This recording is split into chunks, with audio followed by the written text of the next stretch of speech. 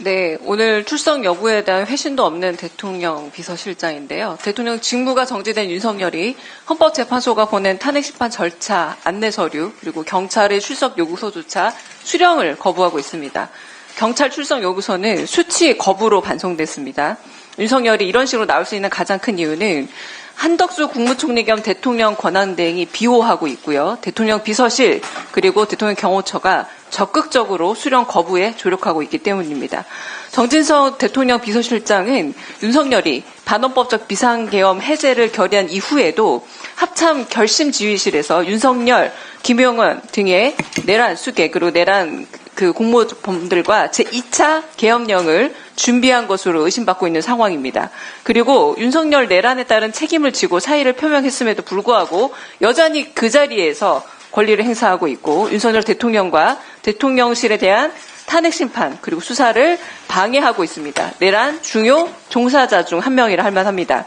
한편 박존중 대통령 경호처장 역시 이번 내란 사건의 주요 종사자인 경찰청장, 서울청장을 계엄 전 안가로 불러서 대통령의 내란 행위 수명을 받게 한 내란 주요 종사장 중 한 명이고 실행자입니다.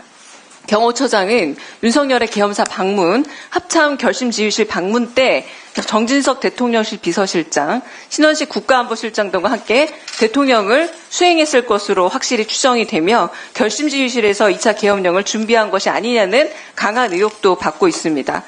인사청문회를 앞둔 헌법재판관 후보자 3인과 공수처장도 모두 대통령 경호처의 압수수색 방해 행위는 명백한 공무집행 방해라고 지적했습니다. 오늘 불출석한 대통령실 실장들 그리고 경호처장은 지금 내란 수계와 자신을 보호하기 위해서 법질서를 이미 한번 유린했고 계속적으로 유린하고 있음을 강조합니다. 대통령 경호법은 경호처가 경호 대상의 신태상 위해를 방지하고 특정 지역을 경계하도록 할 뿐이지 행정기관 공무집행 방해할 아무런 권리가 없다는 걸 다시 한번 강조하고요. 이 권한을 남용했을 때 경호처 직원들 역시 5년 이하의 징역형이 선고될 수 있는 규정이 있음을 한 번 더 강조합니다.